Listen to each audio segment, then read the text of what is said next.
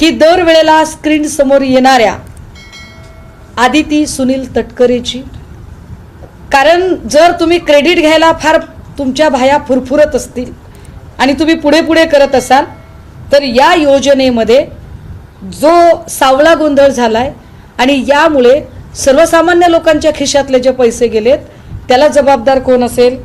मी तुम्हाला फक्त जुलै 2025 ची आकडेवारी सांगितली, ती 47,41,41,20 रुपये एक वर्षाची मी ढोबळमानाने सांगितली.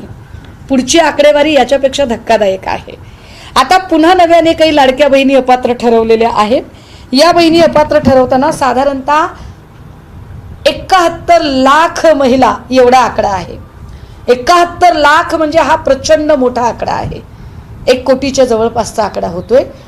आधीची आणि नंतरची जर संख्या घेतली एकत्रित तर 71 लाख महिलांचं मतदान तुम्ही घेतलेलं आहे. 71 लाख महिलांचं मतदान घेताना तुम्हाला त्या अपात्र वाटल्या नव्हत्या. 71 लाख महिलांना मतदार म्हणून त्यांना गोंजारताना, त्यांच्या खात्यामध्ये पैसे टाकताना प्रत्येक वेळेला दर 3 महिन्यांनी ज्या आदिती तटकरे स्क्रीन समोर येत होत्या आणि कसे पैसे मिळणार आहेत हे सांगत होत्या, त्या आदिती तटकरे आता 71 लाख महिला कशा अपात्र झाल्या हे सांगायला कधी येणार आहेत? कारण 71 लाख महिला जेव्हा अपात्र ठरतात तेव्हा साधारणतः एका महिलेला महिन्याला 1500 रुपये म्हणजे वर्षाला 18,000 रुपये मिळतात.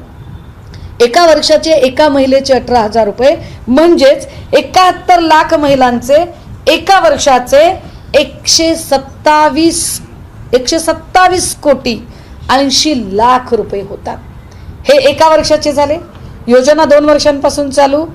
जर 127 कोटी 80 लाख रुपये एक वर्षाचे, तर याचा दुसरा अर्थ असा आहे की साधारणतः 254 कोटी, परत या 80-80चे जर आपण 160 केले तर साधारणतः 255 कोटी 60 लाख रुपये. या 255 कोटी 60 लाख रुपये कुणाच्या खिशातनं दिले? आमचा प्रश्न आहे आपल्याला सरळ सरळ की हे पैसे देवेंद्र फडणवीस यांच्या खिशातनं गेले का? हे पैसे एकनाथ शिंदेच्या खिशातनं गेले का? हे पैसे आदिती सुनील तटकरे यांच्या खिशातनं गेले का? जर तुमच्या तिघांच्याही खिशातनं पैसे गेले नसतील तर या पैशाच्या जीवावर बॅनर लावायचा अधिकार तुम्हाला का होता? आणि जर तिघांचं म्हणणं असेल की नाही पैसे आमचे गेलेत, जर तुम्ही तिघांनी पैसे खर्च केलेत